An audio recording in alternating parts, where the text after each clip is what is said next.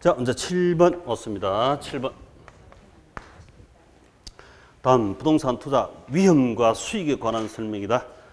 틀린 것은 항상 우리 리스크가 너무너무 중요하죠. 리스크. 모든 투자에서는 리스크가 꽃이다. 위험이 꽃이다. 위험 분석 잘 하시면 됩니다. 내가 감당할 수 있는 위험, 그 수익을 취하면 되고 감당할 수 없는 것은 취하면 큰일 난다. 자, 1번. 일반적으로 위험과 수익은 비례관계. 저 맞죠? 고위험, 고수익, 저위험, 저수익. 부담하는 위험이 크면 클수록 요구하는 수익률도 커진다. 이다. 맞죠? 그래서 우리가 고위험이면 고요구 수익률, 올라가면 올라간다. 비례. 손잡고 같은 방향으로 갑니다. 비례다. 맞습니다. 자, 2번. 투자자 요구 수익률은 시장 위험과 개별 투자가 안고 있는 개별 위험이 정대됨에 따라서 올라갑니다. 우리 요구 수익률은 리스크 프리 플러스 리스크 프리미엄, 그렇죠? 이렇게 구성되어 있죠. 요구 수익률이 워낙 중요하니까 투자에서 컨설팅 하면서 구하는 건데 사실은 컨설팅에서는 이걸 알아야 투자 가치를 구할 수가 있습니다. 가장 중요한 거죠. 그래서 이렇게 요구 수익률은 리스크 프리 무위험 수익률과 리스크 프리미엄 둘로 구성되어 있습니다. 중요한 거는 둘로 다시 나눠보죠. 자, 리스크 프리는 무위험 수익률이니까 리스크 프리. 은행의 정개금 이자 그 예고. 그 다음에 리스크 프리미엄은 이때 체계적 위험 프리미엄 이렇게 했죠. 체계적 위험 프리미엄. 위험이 높을수록 시장 위험이 높을수록 높아지고 시장 위험이 낮을수록 낮아진다. 위험 할증률을 한다. 리스크 프리미엄을 한다. 맞습니다. 시장 위험도 반영을 하고 개별 부동산이 개별 투자의 위험도 반영합니다. 자, 우리 이 주식 투자가 위험이 높다. 부동산 투자가 위험이 높다. 일반적으로. 주식은 리스크 프리미엄을 10% 이상 더 안 나오면 투자 안 해. 부동산은 6%만 되어도 투자합니다. 그럼 리스크 프리미엄이 7%짜리 투자 대상 상품이 있다면 이 스타는 부동산은 투자하는데 주식은 투자 안 하죠. 그래서 주식이 시장 위험이 훨씬 높아요. 부동산은 시장 위험이 좀 낮고 그 7%짜리 산다 안 산다 판단 기준이 되는 거죠. 말이 조금 어려운 듯 합니다만 맞습니다. 3번 투자자의 요구 수익률은 체계적 위험이 정대함에 따라서 상승한다. 금방 좀 맞죠? 시장 체계적 위험이 상승하면 리스크 프리미엄이 올라갑니다. 그래서 고위험, 고요구 수익률이다. 맞습니다. 자, 4번 장래 기대되는 수익의 흐름이 주어져 있을 때 투자에 대한 위험이 높으면 높을수록 부동산 가치는 낮아진다. OX.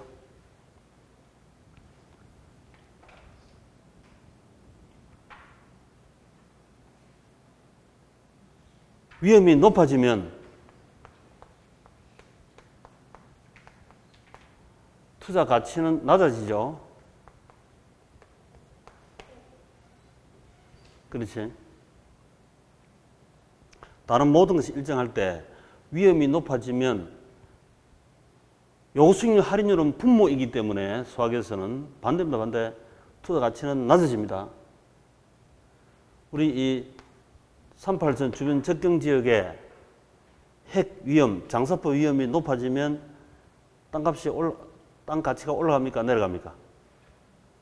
이 부의회복과 나타나면 땅 가치가 떨어지죠.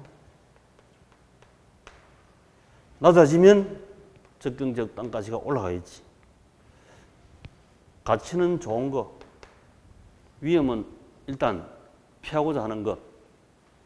그래서 위험이 높으면 가치는 떨어지고 위험이 낮으면 가치가 올라갑니다. 직관적으로 바로 판단 그때그때 할 수 있도록. 5번 위험 처리 방법으로 보수, 비관, 예측 방법에 사용하는 것이 가장 합리적이다. 땡. 위험 조정 할인율을 써야 합리적이죠. 틀렸습니다. 그래서 5번이 답인데 자 54페이지. 요약집 54쪽에 가시면 위험 처리 방법에서 위험한 투자를 제외, 위험한 투자는 고개 돌려버리고 돈 생기는 쪽쪽 국공채, 은행 정기예금 합니다. 이 저축왕이다.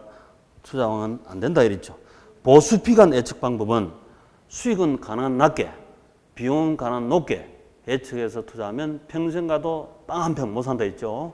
이것도 비합리적이고 위험 조정 할인율법 이게 합리적이다. 부극대 일치하는 방법.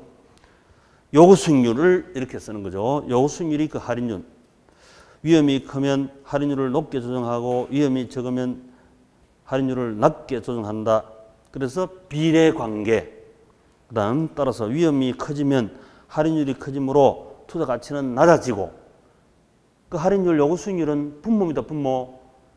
미래 현금 흐름을 분모로 나누기 위해서 현재 가치 구하는 거죠.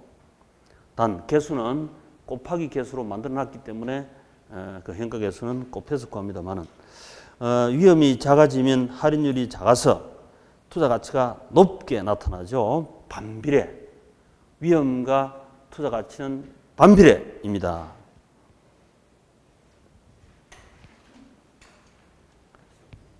자, 8번. 다음 투자 안에서 발생하는 위험을 처리하는 방법에 대한 설명이다. 옳지 않은 것은 틀린 것 찾아라.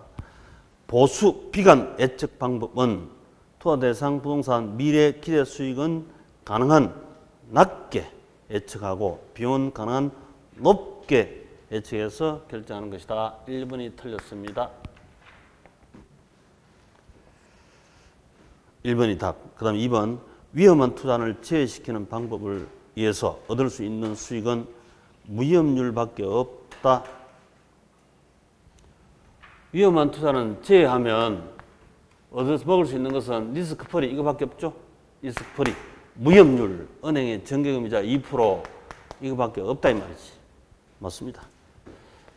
그 다음에 3번.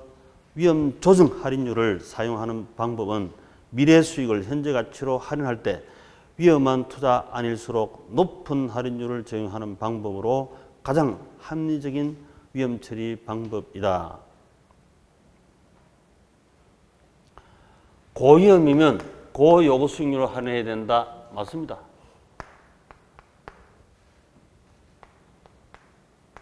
(4번) 민감도 분석에 의하면 투자 수익이 가장 민감한 영향을 주는 요소가 무엇인지 파악해서 위험을 회피할 수 있다. 투자 가치에 가장 민감한 요소, 뜨거운 감자, 그걸 집중 관리함으로써 위험을 낮출 수가 있다. 맞습니다. 5번, 위험 조정 할인율은 현금 흐름의 변동 가능성을 계량화하고 쉽게 측정된 결과를 비교하여 하기 편리하므로 많이 사용한다.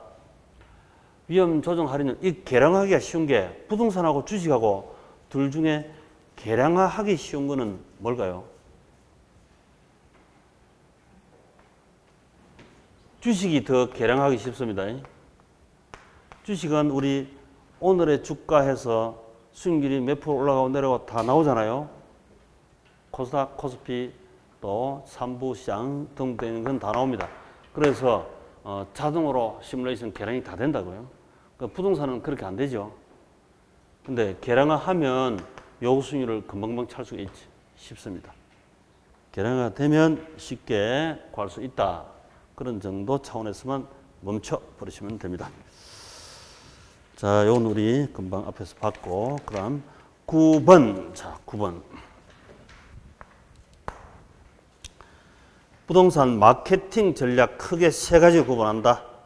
공급 수요 관계, 시장 점유 마케팅, 고객 점유 마케팅, 관계 마케팅 세 가지 전략이 있는데 다음 중 시장 점유 마케팅에 해당하지 않는 것은 자, 시장 점유하면 공급이다, 수요다.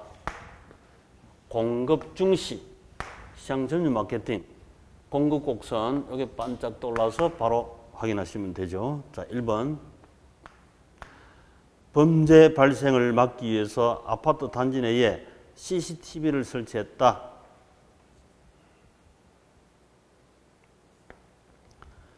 아파트 차별 공급.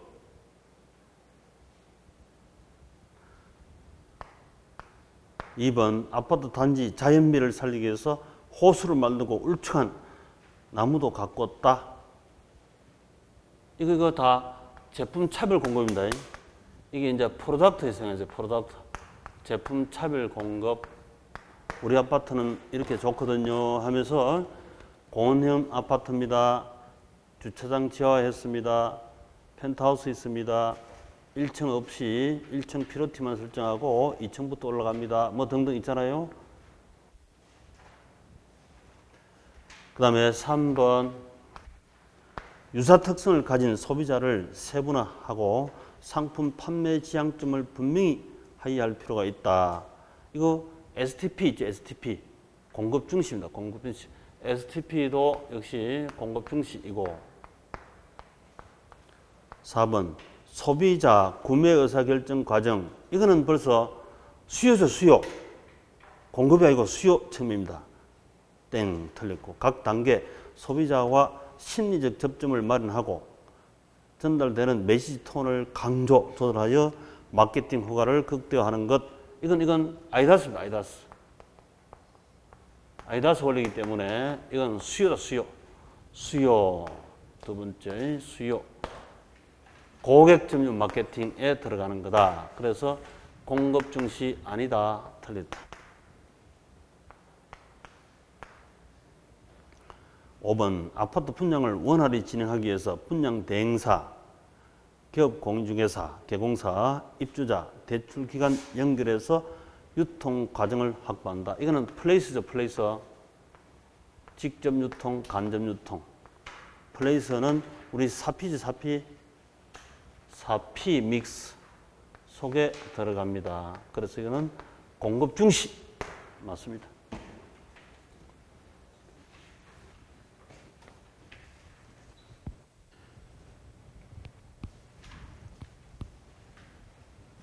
자, 10번. 부동산 수요에 관한 설명이다. 틀린 것은 수요, 우하향 수요.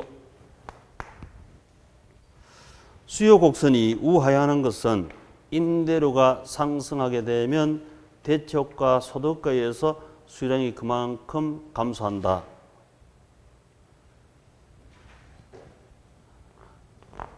원래 가격에서 가격이 상승하면 수요량이 줄어들어야 되죠.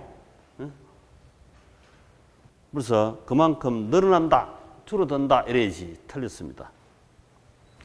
그리고 우리 가격 효과는 두 가지. 대소로 나눌 수 있다. 대체 효과, 소득 효과로 나눌 수 있다. 두 가지는 나눈다 하는 말은 맞는데 가격이 상승하면 수요량이 줄어든다 해야죠. 그게 틀렸어요. 이 두 가지 효과다 하는 건 맞습니다. 그런데 가격이 상승하면 우하향 수요 곡선은 수요량이 줄어들어야 된다. 늘어난다. X 틀렸다. 이 답이고, 그 다음 2번. 다른 조건이 일정할 경우 부동산 가격이 하락하면 이는 수요량의 변화로서 수요곡선상의 점의 이동이다. 맞는 말이죠. 배꼽에서 모가래 점, 다라래 점. 가격이 변동했을 때 가격이 상승하면 모가래 점으로, 목으로 올라가고요. 가격이 하락하면 저 아래 다라래 점으로 곡선상의 점의 이동. 그래서 이거는 가격 변동할 때 수요량이 변동하는 것, 수요량의 변화라 한다. 맞습니다.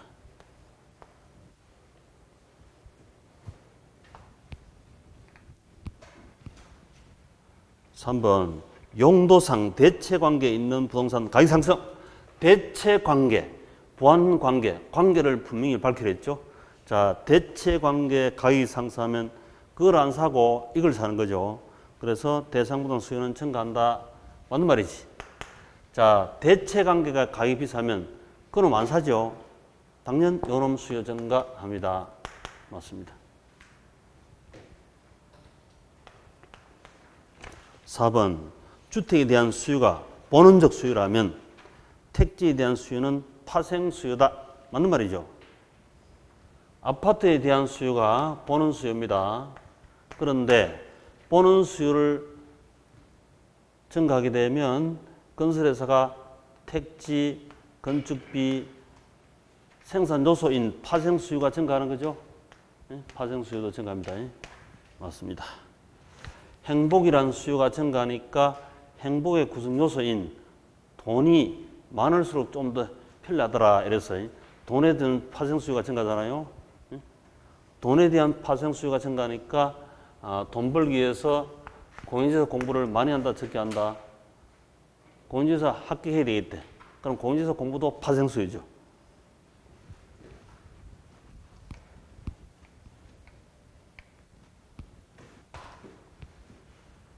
(5번) 가수요가 발생하면 우리 뭐 가등기 하듯이 가수요, 예비수요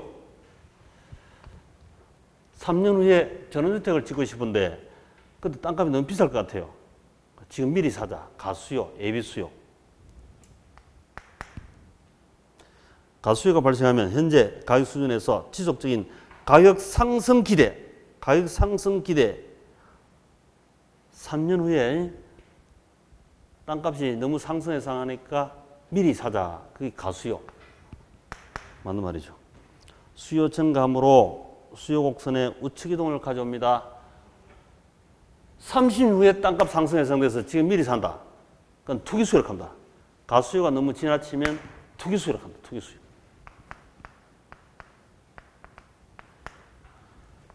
가수요 증가하면 당연히 부동산에 대한 수요가 우측 이동 증가하는 게 맞죠.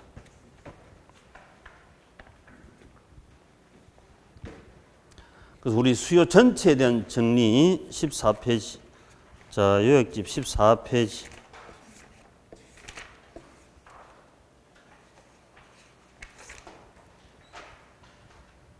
14페이지 수요량의 변화, 수요 변화하고 그 다음 우측에 15쪽에 수요 변화 10명 선수를 했죠.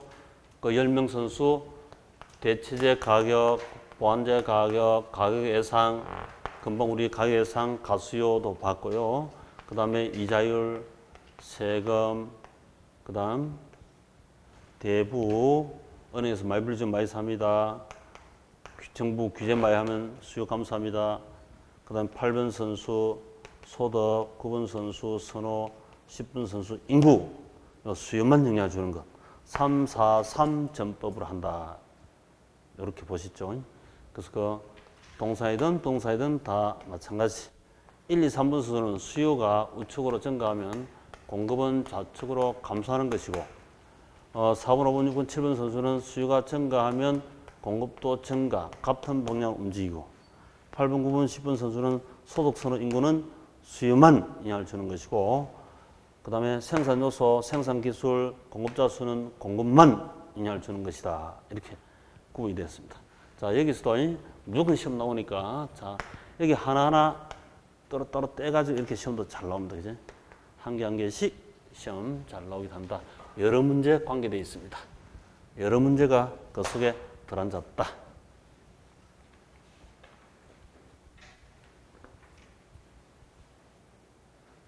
하나하나를 이해하고 한눈에 전체를 보시고 이렇게 해야 되죠. 근데 하나 어떤 특징이 이해 안 될 수도 있습니다. 이해 안 되는 건 연필로 체크두시다가 언젠가는 소화 자연스럽게 되기 때문에 다음에 보니까 이거 이해되는 거네 이렇게 되는 경우가 많아집니다. 갈수록. 자, 11번 아파트 공간에 대한 수요 임대료 탄력성이 1.2다. 임대료도 가격이죠.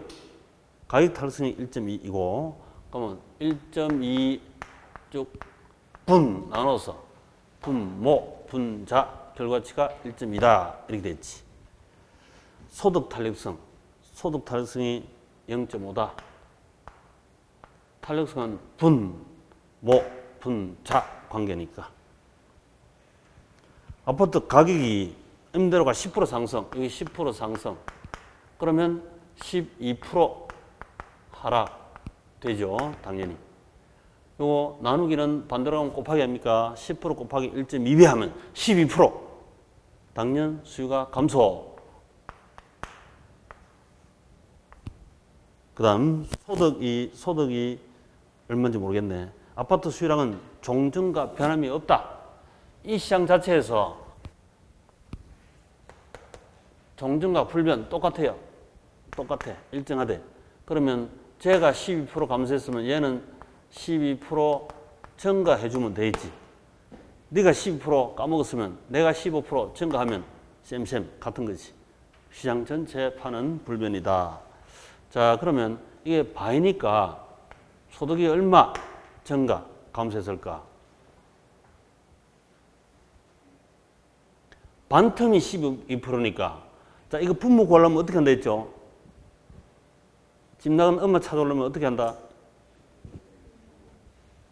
12% 나누기 0.5 하면 집 나간 엄마 돌아온다 했죠? 12% 나누기 0.5는 24% 소득이 증가하면 그 반틈 12% 아파트 수요가 증가합니다. 그래서 24% 증가 5번이 답이죠. 5번.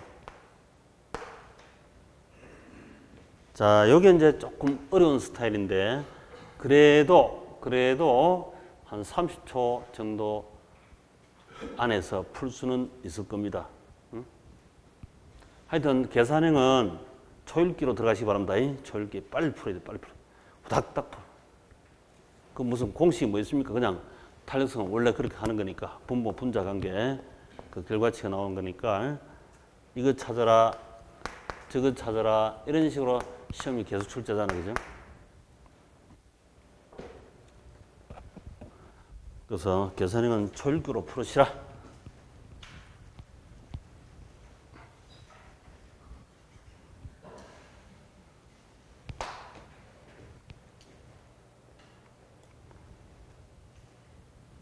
자, 12번. 다음은 부동산 관리에 관한 설명이다. 틀린 것 찾아라. 1번. 순임대차는 주로 공장용 부동산이다. 맞지? 순임대차가 가장 일반적이다. 이 3차인데 그건 시험 안 나옵니다. 그냥 그대로 기억도 하지 마시고. 1차 순임대차, 2차 순임대차, 3차 순임대차 뭐 이런 게 있어요.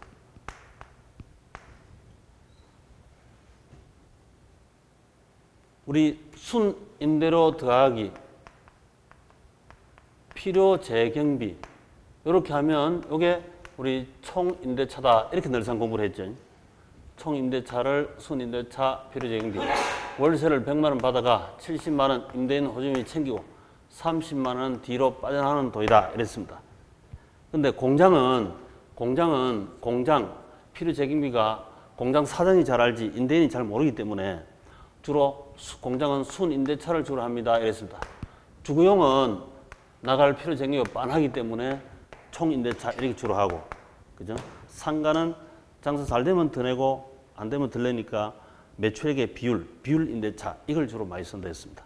근데 이게 또 순임대차를 어느 만큼 넣느냐에 따라서 1차, 2차, 3차로 나눠지는데 3차가 이 필요 재경비 중에서 필요 재경비에서 많이 흡수합니다.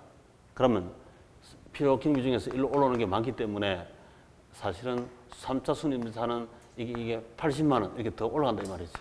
요거는 더 내려가고 20만 원. 요 필요 재경비 중에서 카운트하기 편한 건물주가 카운트하기 편한 것을 좀 흡수를 시키기가 더 받는다 이 말이지. 공장 뭐 수순 유지비까지 흡수하면 3차고 공장 재산세 포함해서 받으면 그건 2차고 또 공장 건물 보험료 포함하면 뭐 2차고 이런 게 있는데 그거 기억하지 맙시다. 하여튼 3차 순임대차는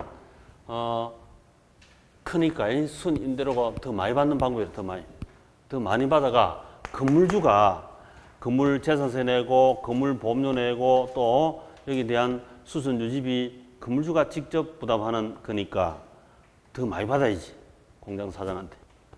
그런 개념이 있다. 쓸데없는 거 기억하다가 중요한 것도 놓칠 수가 있으니까 그냥 잊어버리세요. 자, 2번 자가 관리는 관리 요인이 관리 사무를 안일해지기 쉽고 관리의 전문성이 결여되기 쉽다. 자기가 은행 근무하면서 7층짜리 건물을 자기가 자가 관리합니다. 자가 관리. 자기가 직접 관리하면 할 때는 통제력이 하루 날 새고 이틀 날 새고도 할 수 있는 통제력이 강한데 안일하기 시작하면 밑도 끝도 없잖아요. 나무라 사람이 없으니까. 또 자기는 은행 근무하기 때문에 관리 전문 지식이 부족합니다. 그래서 전문 관리 지식이 있는 위탁 관리한 비용을 저렴한 것을 결여할 수가 있고 당연한 말이죠. 그 다음에 3번 혼합 관리는 기술 관리는 유형 위탁 관리를 주로 하고 뭐 엘리베이터, 보일러, 뭐 청소 등 경제적, 법률적 관리는 소유자가 직접 하는 방식, 무형 관리. 우리 이 건물을 중간층일 때는 법적 관리, 경제적 관리는 건물주가 직접 주로 하고 그 다음에 기술적 관리는 주로 위탁시킨다 이랬습니다. 자, 그러면 기술 관리 이걸 달리 시설 관리다 이렇게도 부르고 또는 협의 관리다. 이 전부 다 해야 광인데 시설 관리만 넘기면 협의 관리다 이렇게도 부르고 또 전부 다 관리하면 적극적 관리인데 이걸 소극적 관리다 이렇게도 또 불러요. 그리고 우리가 기술은 화단이고 건물이고 이런 건 눈에 보이잖아요. 유형의 관리다 이렇게 유형 눈에 보이는 우리 앞에서 법 경기할 때 기술적인 것은 토지 건물 눈에 보이는 거 유형 관리를 했죠. 유형이라 했잖아요. 이거는 무형이고 그래서 이런 용어로 비슷한 용어로 이렇게 출제되기도 합니다. 그러면 사람이 좀 헷갈린다고요. 자, 다시 한번 보면 기술적 관리는 시설 관리, 눈에 보이는 토지 건물, 건물 시설 많죠. 그 다음에 협의, 좁은 의미 관리다. 그리고 소극적, 적극은 다 하고 그 다음에 눈에 보이는 유형 관리다 이렇게 할 수도 있어요.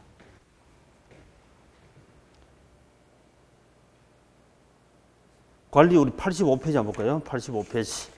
여기도 매년 한 문제 나오는 스타일이다. 자, 85페이지. 자, 84페이지 왼쪽에 법경기 관리 중에서 기술관리, 협의관리다 이렇게 있죠. 협의관리. 협의. 거기다가 시설, 소극적, 유형 이렇게 하나 써놓으셔도 좋겠습니다. 시설, 소극적, 유형.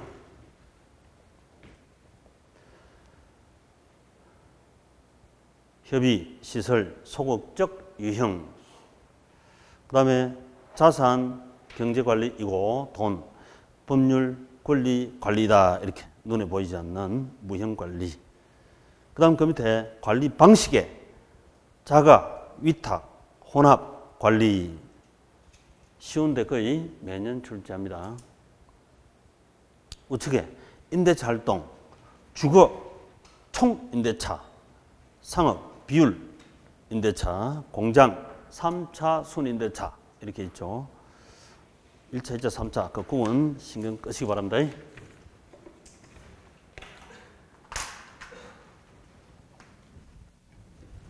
그 다음에 13번. 자, 13번. 서울에 거주하는 A가 다음 같은 시중은행 주택담보대출 받고자 할 때 A가 받을 수 있는 최대 담보대출 가능 금액 얼마냐 구하라. 일단은 집을 살 때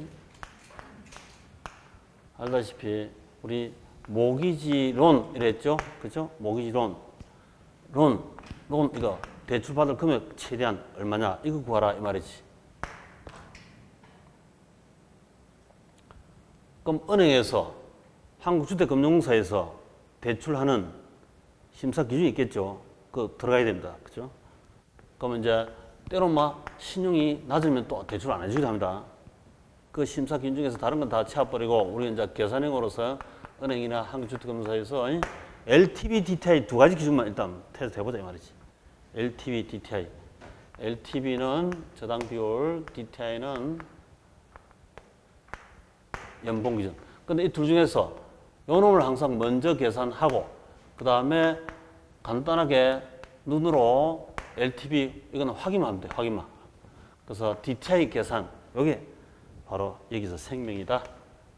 DTI.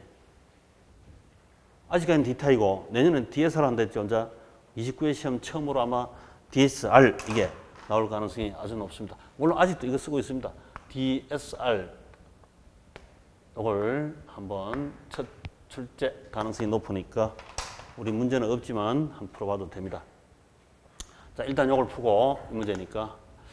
자, DTI다. DTI에서 먼저 DTI가 60%라고 부르는데 60%. 바로 연봉 인컴에다가 인컴에다가 바로 부채 서비스액 60%까지 빌려주는 거니까 연봉에다가 60% 빨리 곱해보면 부채 서비스가 나온다. 그 부채 서비스를 구하면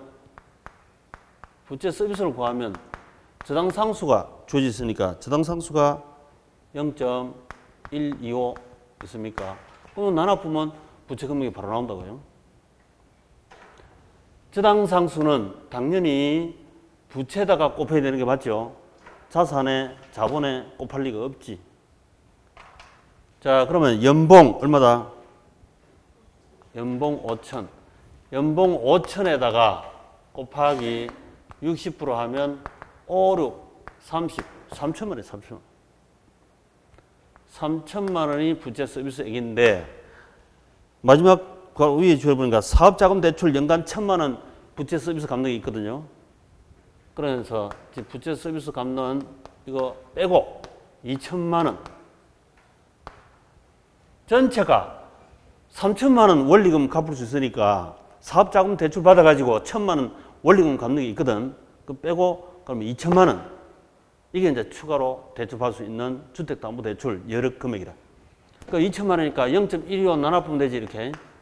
0.125 나누면 얼마다? 계산기 있어야 되겠네. 2천만 나누기 0.125. 0.125. 이게 얼마 나오지? 1억 6천 나옵니까? 1억 6천. 그 요게 1억 6천 빌릴 수 있다. 그런데 LTV도 확인해야 되죠. LTV는 눈길로 확인하면 돼요. 70%이고 자산 가치가 얼마다? 6억이죠. 6, 7, 42, 4기차이잖아. 4기차인데 사실은 이게 한 번 더 확인을 해야 되는 게 있어요. 뭐 해야 되냐면 저 밑에 사업자금 대출 연간 1천만 원 있잖아요. 1천만 원. 그 1천만 원 나누기 0.125 하면 그 대출 금액이 있다고.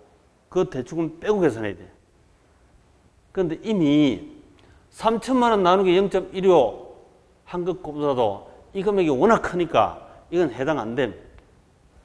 그래서 바로 DTI만 가지고 하면 되는데, 자, 지금 말이 좀 어렵죠? 차츰차츰 다 됩니다. 그래서 바로 자 이것도 바로바로 초치기로 DTI가 60%니까 5, 6, 30, 3천만 원이네.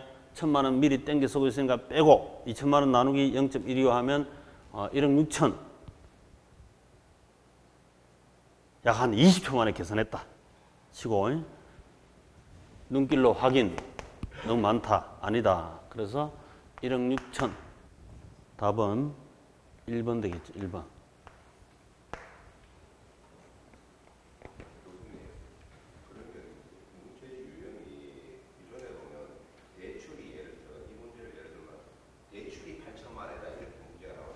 그렇지.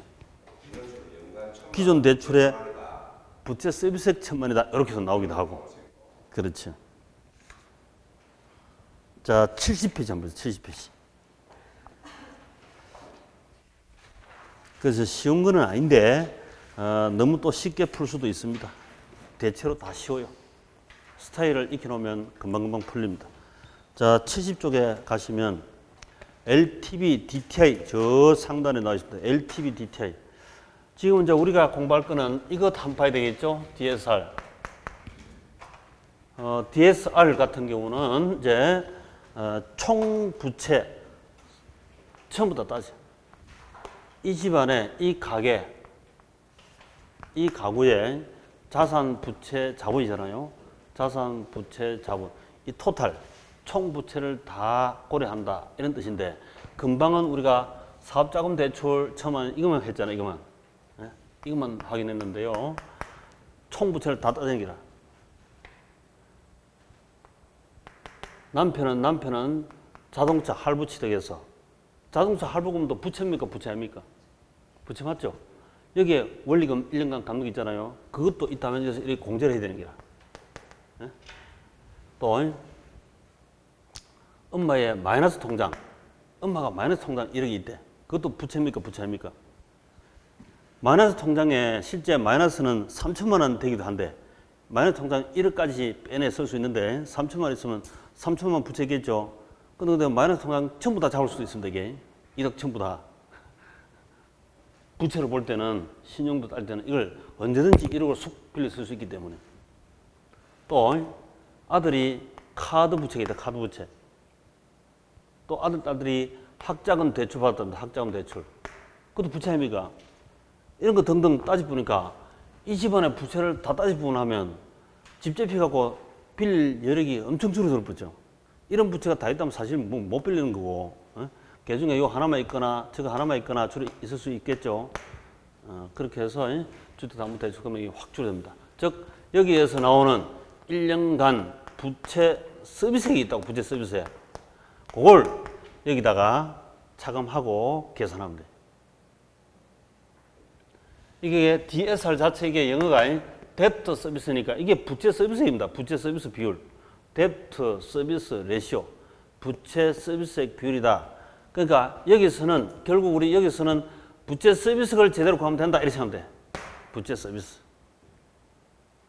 그 부채 서비스인데 여기다가 부채 금액에다가 곱하기 저당상수가 0.1이라면 부채 서비스 금액 구해야죠. 0.1로 나누면 부채 금액이 나오죠.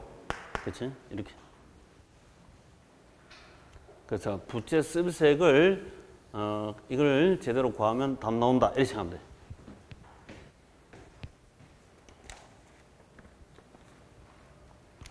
전에 저희들 이제 DTI 할 때는 원래 DTI 할 때는 다른 부채는 이자 준 것 이것만 나왔는데 이제 원리금 갚는 것 전부 다 고려한다고요. 그리고 총부채 원리금 지불한 거 그걸 다 감안한다 이 말이지. 그래서 왜냐하면 우리가 하우스푸어 남발하는 걸 막기 위해서 온통 이게 은행집이고 또 그것도 감당이 안 되는 총부채 따지면 불감당이 될 수 있으니까 하우스푸어가 생기잖아요. 그걸 미리 예방하기 위해서 좋은 말로는 예방하기 위해서 강화시켰다 이렇게.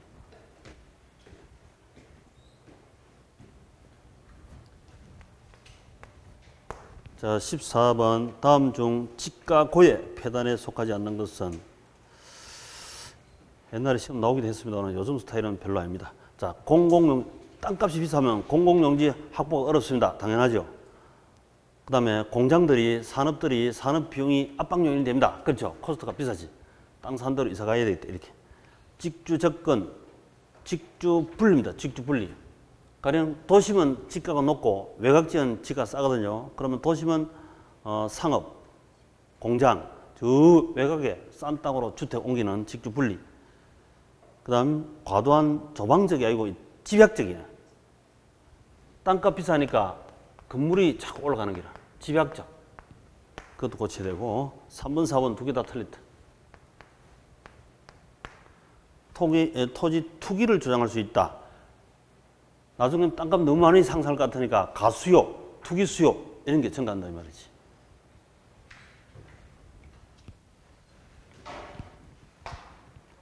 자, 15번.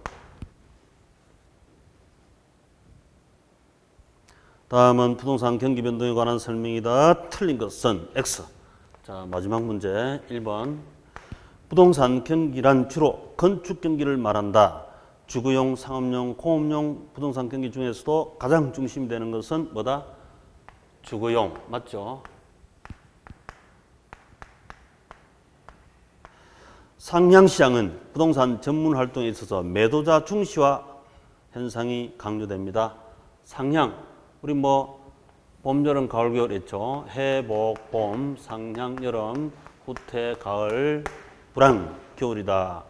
봄, 여름, 가을, 겨울. 상향, 여름이죠, 여름. 뜨거울 때입니다. 부동산 전문 활동에 있어서 매도자 중시가 강조된다. 이때는 살 사람이 많지, 팔 사람이 매물이 없어, 매물. 매도자가 중시됩니다. 맞습니다.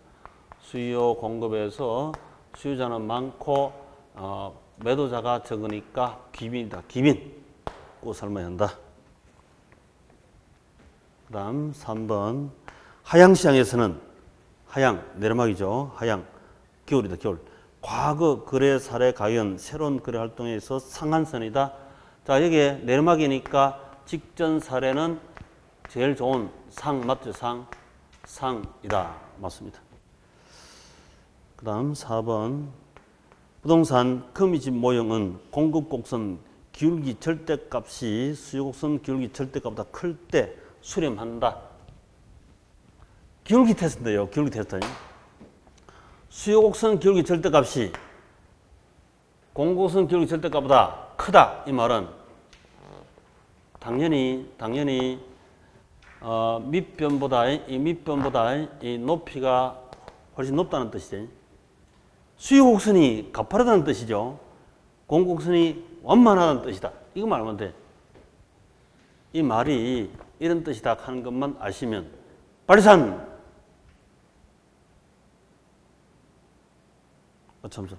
공급 곡선 기울기 클 때가 크네. 반대네, 반대. 죄송합니다. 공급 곡선 기울기 절대값이 크고 수요 곡선 기울기 절대값이 적다. 그러면 수요 곡선이 더 완만하다는 뜻이고 공급은 더 가파르다는 뜻이죠.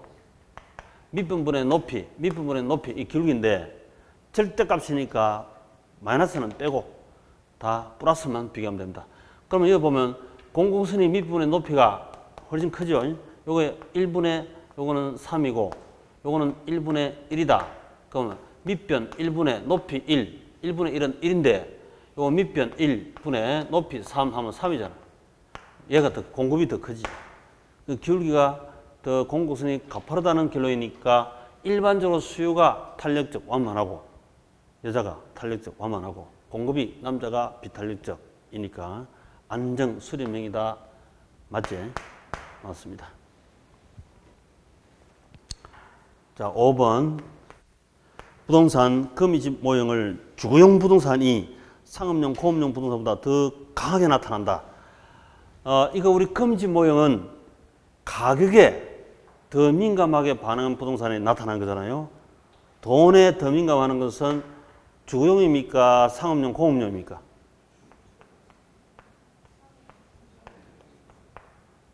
주택이 돈에 더 민감합니까? 상업용, 공업용이 돈에 더 민감합니까? 시장 가격에. 상업용, 공업용이 더 민감합니다. 상업용, 공업용은 돈 벌려고 하는 중심이잖아요.